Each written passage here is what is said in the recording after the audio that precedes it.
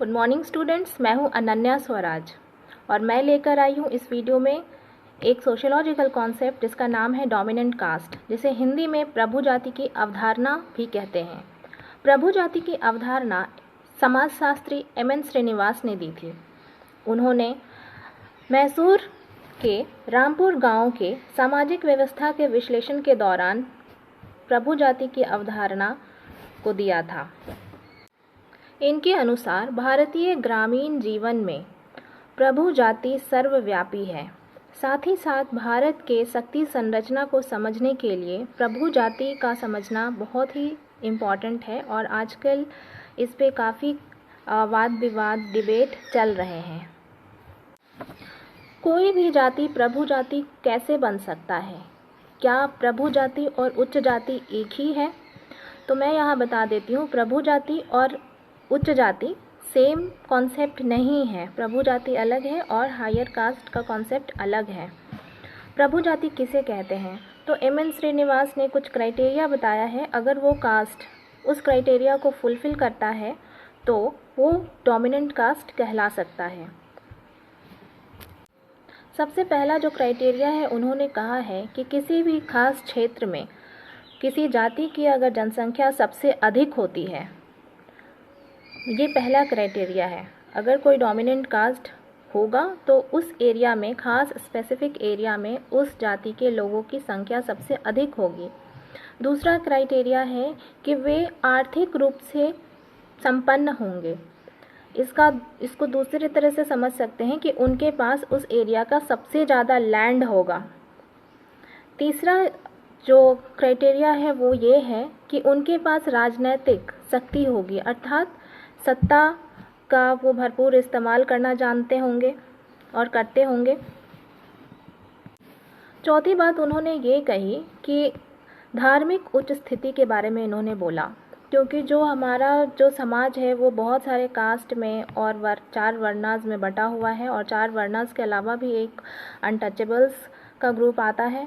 तो जो higher cast हैं उनके अलावा भी जो कास्ट हैं वो डोमिनेंट कास्ट बन सकते हैं किसी भी एरिया के, लेकिन एम.एन. श्रीनिवास के अनुसार अगर उनकी धार्मिक उच्च स्थिति होती है तो उनके लिए यह बेहद ही आसान हो जाता है। मतलब जो हमारा कास्ट हायरार्की है उनमें वो जितना ऊपर रहेंगे, साथ ही साथ ये तीन क्राइटेरिया अगर वो फुलफिल करेंगे तो उनके लिए बेहद ही आसान हो जाता है डोमिनेंट कास्ट बनना।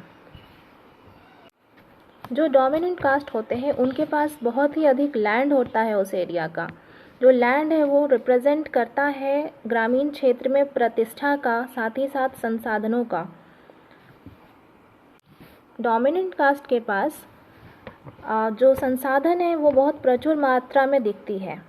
साथ ही साथ एम.एन. श्रीनिवास कहते हैं कि एक गांव में एक से अधिक डोमिनेंट कास्ट हो सकते हैं, लेकिन ये कंपटीशन चलता रहता है और आखिर में एक निकलकर सामने आता है जो दूसरे को डोमिनेट करता है। एम.एन. श्रीनिवास के अनुसार जो डोमिनेंट कास्ट के जो बुजुर्ग मेल होते हैं, इनका कार्य होता है कि उस गांव की संस्कृति और रीति रिवाजों को बनाकर रखना। स्पेशली जो अदर कास्ट जो पारंपरिक व्यवसाय कर रहे हैं, ये कोशिश करते हैं कि वो उसी कार्य में लगे रहें। नहीं तो इनको भय होता है कि कहीं हमारे लिए ये लोग अगर व्यवसाय चेंज करते हैं और पढ़ लिख कर हमारे लिए चुनौती ना कहीं बन जाए, ऐसा श्रीनिवास ने कहा है। सबसे पहले जिस आलोचक की बात मैं करूंगी वो बेहद ही प्रसिद्ध समाजशास्त्री हैं जिन्होंने ग्रामीण क्षेत्र पे बेहद ही कार्य किया है। इनका नाम है एस.सी. दुबे। इन्होंने एक आर्टिकल लिखा था, जाति प्रभुता और गुटबंदी, जिसको कि इंग्लिश में बोलेंगे caste dominance and factionalism. Factionalism क्या है ये मैंने अपने पहले वीडियो में समझाया था। अगर आपको नहीं पता है तो आप उस वीडियो को रेफ़र कर सकते हैं। मैं लिंक नीचे डाल दूँगी इस वीडियो के नीचे। एस.सी. दुबे कहते हैं, जैसा कि एम.एन. श्रीनिवास ने बोला था कि जो पहला क्राइटेरिया उन्होंने दिया था, उन्होंने बोला था कि एक स्पेसिफिक एरिया में सबसे लार्ज जो पॉपुलेशन होगा वो डोमिनेंट कास्ट का होगा। लेकिन जो एस.सी. दुबे हैं वो इसके बिल्कुल विपरीत बोलते हैं। वो बोलते हैं कि ज़रूरी नहीं है कि डोमिनेंट कास्ट बनने के लिए सबसे ज़्यादा पॉपुलेशन हो किसी भी कास्ट की, उनके हिसाब से कास्ट में एकता का होना बहुत ज़रूरी है। अगर कोई पॉपुलेशन है और वो बहुत ही सबसे ज़्यादा संख्या में है लेकिन उसमें एकता नहीं है, तो फिर वो डोमिनेंट कास्ट नहीं बन सकता है। लेकिन अगर उससे कोई कम पॉपुलेशन है और उसमें एकता है, तो वो डोमिनेंट कास्ट बनने की क्षमता रखता है, ऐसा एस.सी. दुबे ने कहा है। इसके आगे एस.सी. दुबे दूसरा पॉइंट जो बताते हैं, वो बोलते हैं कि आर्थिक एम्पावरमेंट से जैसे कि एम.एन. श्रीनिवास ने बोला था कि दूसरा क्राइटेरिया उन्होंने दिया था कि आर्थिक रूप से वो सक्षम होने चाहिए, और तीसरा था कि राजनीतिक रूप से वो सक्षम होने चाहिए। लेकिन एस.सी. दुबे यहाँ पे बोलते हैं कि आर्थिक संपन्नता से राजनीतिक संपन्नता पाई जा सकती है, या फिर राजनीतिक संपन्नता से आर्थिक संपन्नता पाई जा सकती है। साथ ही साथ ये बोलते हैं कि कभी कभी अगर किसी एक जाति में जो आर्थिक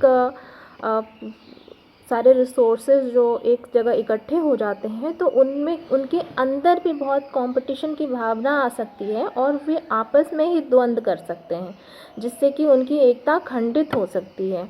तो इस पॉइंट को भी एस.सी. दुबे उठाते हैं। तीसरी जो बात उन्होंने कही है, वो कही है कि शिक्षा का महत्व उन्होंने बताया है कि अभी जो लोग शिक्षित हो रहे हैं, तो शिक्षा एक समाज में व्यक्ति को प्रतिष्ठा देता है, एक अलग तरह की प्रतिष्ठा जो इंसान खुद से अचीव करता है। ये उस जाति के आधार पे उसके पास नहीं आता। अगर कोई इंसान मेहनत करता है, पढ़ाई करता है, तो वो पढ़ लिख कर अच्छा रोजगार लेकर धन अर्जित कर सकता है और समाज में एक प्रतिष्ठित पद पा सकता है, और अपने एजुकेशन के बल पे या रोजगार के बल पे वो समाज में एक बहुत अच्छी प्रतिष्ठा का मालिक बन जाता है। तो यहाँ पे वही बोलते हैं कि ये भी एक बहुत ही इम्पॉर्टेंट फैक्टर है। साथ ही साथ ये बोलते हैं कि अगर जो लोग हैं वो पश्चिमी शिक्षा को ग्रहण अगर कर रहे हैं, तो पश्चिमी शिक्षा से कहीं ना कहीं वे अपने कास्ट के प्रति अलगाव फील करते हैं। वे कुछ ही लोगों के लिए लॉयल होते हैं, पूरे कास्ट के लिए लॉयल नहीं होते हैं ऐसे लोग, क्योंकि कहीं ना कहीं जो वेस्टर्न शिक्षा है वो उनको अपने कास्ट को हीन दर्शाता है कि कास्टिज़म नहीं करना चाहिए, या कास्ट जो सिस्टम है वो बुरा होता है। तो कहीं ना कहीं ऐसी फीलिंग्स आती हैं और वो कास्ट को इम्पोर्टेंस ना दे करके कुछ ही लोगों को अधिक महत्व देते हैं। तो इससे भी जो डोमिनेंट कास्ट का जो ये है वो प्रभावित होता है। एम.एन. श्रीनिवास ने जो 3 क्राइटेरिया बोला था, तो एस.सी. दुबे बोलते हैं कि वो क्राइटेरिया अगर किसी जाति के पास हो तो ज़रूरी नहीं है कि वो डोमिनेंट कास्ट होगा। डोमिनेंट कास्ट होने के लिए जाति में एकता का होना बहुत ज़रूरी है। एकता के बिना डोमिनेंट कास्ट कोई भी जाति नहीं बन सकती है। अभी मैंने आपको बताया था कि एस.सी. दुबे ने जो आर्टिकल लिखा है उसका नाम था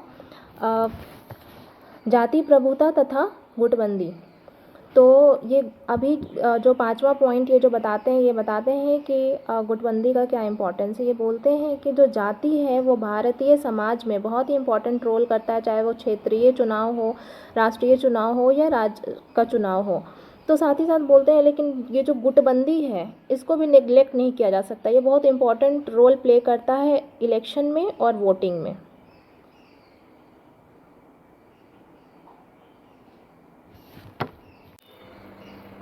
इसके बाद हम बात करते हैं प्रोफेसर टी.के. ओमेन की। ये बेहद ही प्रसिद्ध समाजशास्त्री हैं, एमिनेंट सोशियोलॉजिस्ट हैं और ये जे.एन.यू. के प्रोफेसर भी रह चुके हैं। तो इन्होंने एक आर्टिकल लिखा था डोमिनेंट कास्ट सम क्वेश्चंस। इसमें इन्होंने एम.एन. श्रीनिवास ने जो डोमिनेंट कास्ट की जो अवधारणा दी थी, इसके ऊपर कुछ इन्होंने सवाल उठाए हैं। जैसे कि फॉर एग्जांपल अगर किसी अगर कोई कास्ट है और उसकी जनसंख्या कम है, मतलब जनसंख्या के दृष्टिकोण से वो कमज़ोर है लेकिन आर्थिक दृष्टिकोण से वो संपन्न है, तब उस सिचुएशन में क्या होगा। और अधिकतर तो ऐसा ही होता है, क्योंकि जो हायर कास्ट होते हैं उनकी जनसंख्या हम देखते हैं कि कम है, लेकिन अगर ओबीसी की बात करें या एससी एसटी की बात करें तो फिर वो लोग उस कास्ट से ज़्यादा बिलोंग करते हैं। लेकिन जो सारे रिसोर्सेज होते हैं वो किसके पास होते हैं, हायर कास्ट के पास होते हैं। तो उस एग्जाम्पल से आप समझ सकते हैं कि अगर कोई कास्ट है वो पॉपुलेशन के दृष्टिकोण से तो कमज़ोर है, लेकिन उस एरिया का सबसे ज़्यादा जो रिसोर्स है, सबसे ज़्यादा जो लैंड है वो उस कास्ट के पास है, तो उस सिचुएशन में क्या होगा, इन्होंने ये सवाल उठाया है। दूसरा जो ये सवाल उठाते हैं, ये बोलते हैं कि डोमिनेंट कास्ट की अवधारणा तो हम लोगों ने मान ली है कि वो डोमिनेंट कास्ट है, लेकिन क्या डोमिनेंट कास्ट जो निर्णय करता है, क्या अन्य कास्ट उन निर्णयों से सहमत होते हैं? क्या वो इन निर्णयों के आधार पर कार्य करते हैं? क्या जो बाकी अदर कास्ट हैं, जिसमें कि हायर कास्ट भी इंक्लूड है, क्या डोमिनेंट कास्ट को अपना वो नेतृत्व नेता के तौर पे वो उसको स्वीकार करता है उस एरिया में? ये सवाल इन्होंने उठाया है। तो एम.एन. श्रीनिवास का जो कॉन्सेप्ट था, ये आपको कैसा लगा डोमिनेंट कास्ट? अगर कोई प्रश्न हो या फिर अगर कोई जिज्ञासा हो तो आप वो पूछ सकते हैं कमेंट करके। और ये बहुत ही इम्पॉर्टेंट है, पॉलिटिकल सोशोलॉजी का भी ये टॉपिक है, रूरल सोशोलॉजी का भी टॉपिक है। तो डोमिनेंट कास्ट जो टॉपिक है, ये हर एग्ज़ाम के लिए बहुत ही इम्पॉर्टेंट है। आशा करती हूँ आप लोगों को समझ आया होगा, और अगर कोई सजेशंस देना चाहते हैं तो आप वो भी दे सकते हैं। Thank you.